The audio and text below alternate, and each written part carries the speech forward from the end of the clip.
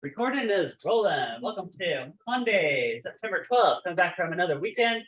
So we're finally going to get to the lab I've been wanting to get to and wrap up projectile motion and kidnap motion. So you guys are going to get to use these launchers. Yeah, finally use these launchers. Right before I get to that, let's look at, we got top scientists here. Top scientists. All right. So if your name's on this list, you did really awesome with linear motion. Your guys' quizzes are back in your folders. You guys are have green name tags, A's over there, Z's over there, kind of snakes around, right? So if you do want any old papers or linear motion quizzes, they're back in your folders. Some of you guys have asked me, is there any extra credit, anything like that? So here's what we'll do. If you miss some quiz questions, if you handwrite corrections for everything you missed and turn those into the grade tray, that'll give you guys a third credit back. So if say you got like a 70, for example, and then you write out the answers. If it's a calculation type answer, then write a formula, make an equation, and then solve it. If it's a conceptual question, a lot of your guys' questions are conceptual questions, then just write out a sentence that would be the answer, right? And I'll give you guys partial credit back, right? A bunch of you guys just turned in your projectile homework, so thank you for doing that. Remember what that is. That's this page with these 20 conceptual questions. We went over these last week, all the answers, right? And then on the other side are these scenarios. You didn't have to do all these, but we did it, I think a couple of these in class. So just as long as you were following along, to show me you're following along. You need that thing? That was linear motion. This one's projectile. Maybe this is the one we have. Then it's the same. They look pretty similar. Okay. All right, so all right, let's get to this launch lab. All right. I wonder what the launch speed of this thing is. Wonder what the launch speed is. Let me show you guys a little bit about it, show you guys some technical details, and then show you guys the setup, how you guys use to solve this. Right. So you can change the angle. You guys see how you change the angle, and there's a built-in protractor. This bob will hang down and tell you exactly what angle it is relative to the horizontal. You see how that works? Right. Now,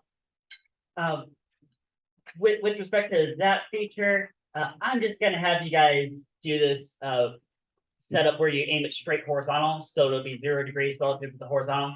Yeah, there's different setups you can do. Let me just show you guys a little sneak peek when I'm throwing at my AP classes. I'm giving them more of an option, so you could do this or this or this. And you can calculate the launch speed with several different methods, but I think maybe a really straightforward way. Let's just do it this way, right? So we have you guys take this to the top of a ledge, launch it horizontally, and spot where it lands.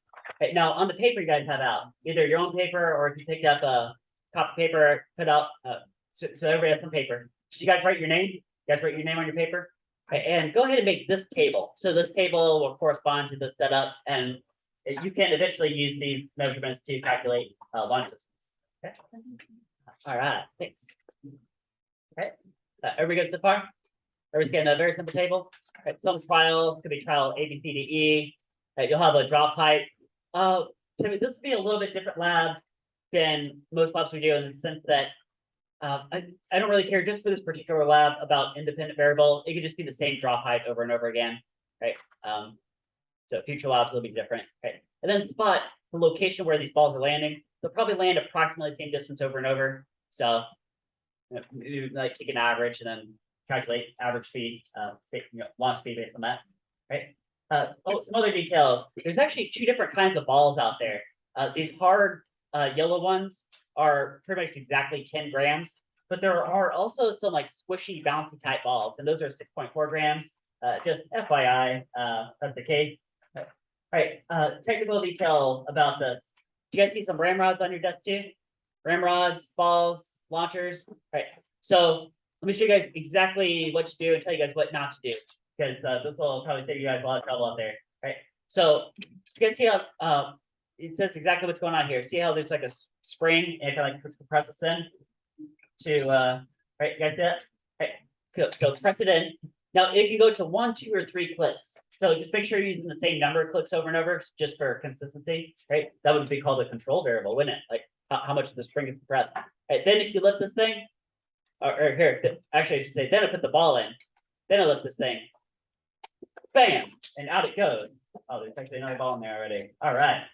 Right, so, but here's what you don't want to do, especially if you have a squishy ball. Guys, some of you guys have those squishy bouncy balls. If you do this, don't do what I'm about to say, right? If you put the squishy ball in first, and then you ramrod it, that squishy ball is gonna get super stuck in there, and you'll spend like half an hour trying to get it out. So instead, what are you guys gonna do? Are you guys gonna put the ball in first, or you guys gonna ramrod first? Ramrod first. Everybody got that? You guys got a ramrod first? Maybe like 3 clicks for consistency, and put the ball in, then pull us, bam, out it goes. You guys can do that? Right? Everybody okay on that? Everybody clear? Okay. All right. So you guys have this table where you gotta do a few trials, but try to do at least 3 trials. There'll be plenty of time to do that. Right. Then you'll know this. Well, actually, you guys have measuring tools. That's why you need to go over measuring tools. So you guys should see some meter sticks around. You guys got the meter sticks on your desk. In fact, you can do this whole lab with just that single measuring tool of the meter stick. Guys can measure this height drop. You guys can spot the location where it lands and measure that horizontal displacement. Right, Keith? You guys see that? If you guys have a stopwatch function on your phone, you could use that, but let's think about this. There's going to be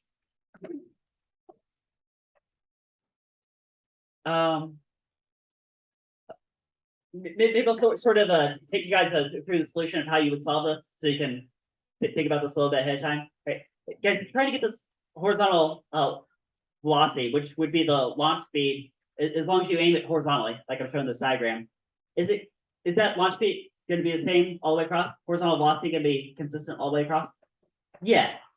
Therefore, couldn't you calculate by doing this horizontal displacement divided by the time of fall? That would be the answer, wouldn't it? Because that would be horizontal velocity, which would also be the launch speed. Okay. But the time of fall, how are you going to get that? Could you use a stopwatch? Yeah, but there is a more accurate way to do it. It's based on this drop height. Do you guys think if you know the drop height, that you could in principle solve for how much time it's been falling for? Ooh, I bet you could do that, right? How about this? Some of you guys have, actually, do you guys see those speed sensors around your desk? Right. Now, this is not officially part of the lab, but you could use it if you want to. Do you think you could ramrod this thing, then put the ball in, and then put the speed gate right here, and then lift this thing up, and then bam, get a direct reading on what the speed of the ball is? Right. If you want to do that for fun, you can do that for fun, but I'm gonna have you guys just really use this table, right? Oh, turn the wheel. That's what other measuring tool we have. Turn the wheel. So see, for the video, looks like this. Right? This has a circumference of exactly 1 meter. So it's a good way to get horizontal displacement. You just roll it. You can measure the number of meters, right? So I'll put that right here. I only have 1 of those, so it's right there. Just whoever gets it first. All right, I think I explained everything I need to explain. Does anybody have any questions about how the lab's working? All right, so we'll be back in class about last 10-15 minutes, and then have you guys calculate the launch speed. All right, so go ahead and stop this video right here.